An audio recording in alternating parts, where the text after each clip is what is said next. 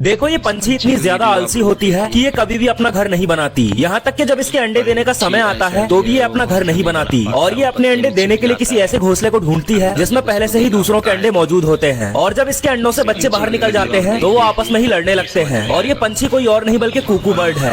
देखो जब शार्क को सांस लेने के लिए लगातार तैरना होता है तो वो कई बार समुद्र की गहराई में जाकर एक जगह पर क्यों रुक जाती है। दरअसल शार्क ऐसा अपने शिकारियों से बचने और एक सेफ जगह पर आराम करने के लिए करती है। और इस दौरान शार्क अपने मुंह में पानी खींचकर उसे अपने गलफड़ों पर धकेलती है ताकि वो सांस ले पाए।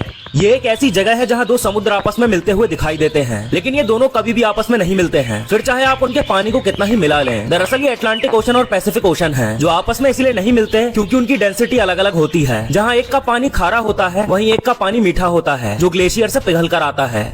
देखो ये लोग हथौड़े से बर्फ को क्यों तोड़ रहे हैं। दरअसल जब साइबेरिया में ज्यादा ठंड की वजह से नदी के ऊपर बर्फ जम जाती है तो बर्फ के नीचे फंसी मछलियों को ऑक्सीजन की कमी होने लगती है। इसीलिए जब बर्फ टूटती है तो सारी मछलियां सरफेस पर आ जाती हैं, जिन्हें ये लोग पकड़कर खा जाते हैं या फिर मार्केट में बेच देते हैं। अगर आप समुद्र से नमक निकालकर डायरेक्ट खा लो तो आपके साथ क्या होगा। देखो समुद्र में जो कच्चा नमक होता है उसमें बहुत सारे मिनरल्स होते हैं, इसीलिए इस नमक का टेस्ट कड़वा होगा। साथ ही कच्चे नमक में बहुत सारी मिट्टी, गंदगी और बैक्टीरिया होते हैं जिसे खाने के बाद आप बीमार पड़ सकते हो। लेकिन अगर इसे सुखाकर साफ कर लिया जाए तो ये बिल्कुल खाने लायक हो जाएगा। थाग नहीं है बल्कि एक मिठाई है जिसकी कीमत इंडियन रुपीस में लगभग 27,000 रुपए होती है। इस डेजर्ट का नाम बोस्की लोबियोसो है जो ज्यादातर स्पेन के रेस्टोरेंट में मिलता है। और अगर आपने इसे 30 से 60 मिनट के अंदर नहीं खाया तो ये अपने आप गायब हो जाता है। देखो बाहर के देशों में लोग कुछ इस तरह से ब्लूबेरी को प्लांट से तोड़ते हैं और फिर उन्हें एक कंटेनर में इकट्ठा कर लेते हैं